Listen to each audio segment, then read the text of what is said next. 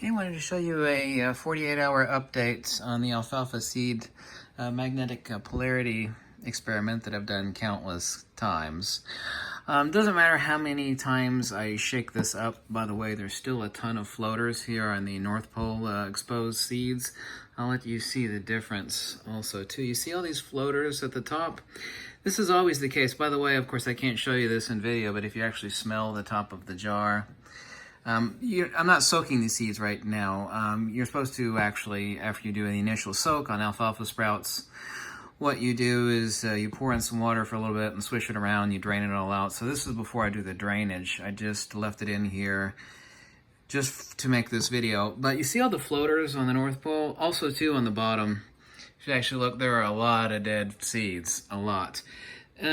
What I can't show you in the video is that there's a really, see, even when I actually shook the jar, you can see the density is really low. The smell is way worse. The ultimate smell is radically worse on the North Pole exposed seeds than on the South. Let's take a look at the number of floaters on the South Pole alfalfa sprout seeds. They're moving and grooving and doing great. And you can basically see that there's essentially no floaters. The floaters are from low density. The actual water content of the actual ultimate density of the seeds is a lot higher on the South Pole. This too, when you go to eat them, is really apparent. Every time I go to eat the North Pole exposed seeds, they taste horrible. I mean, they really freaking taste horrible. They're extremely watery and they smell bad. Also, too, you can start to see it even at 2 days in. You notice the root system, the roots off the alfalfa. You see how they're kind of crooked and going off in all directions? You can see the difference on the South Pole exposed seeds. There's also, too, extremely low number of dead seeds on the bottom of the South Pole. Take a look at all those floaters on the top.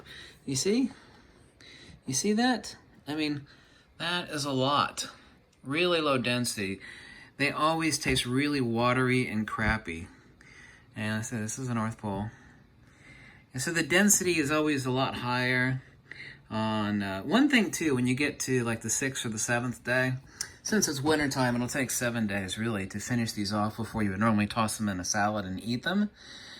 But what happens on the North Pole is they end up knotting themselves in like a brain-like mass. They literally, you almost have to pull them apart, like they literally knot themselves. This never happens on the South Pole seeds, exposed seeds.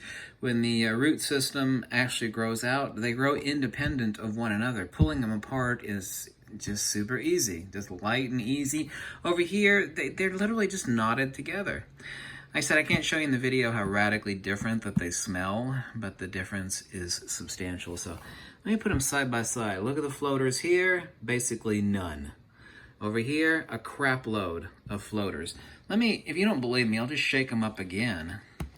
And you think, well, maybe just the way you shook it. No, you see? Anyway, thanks so much for watching, and I'll give you an update around the 5th or 6th day.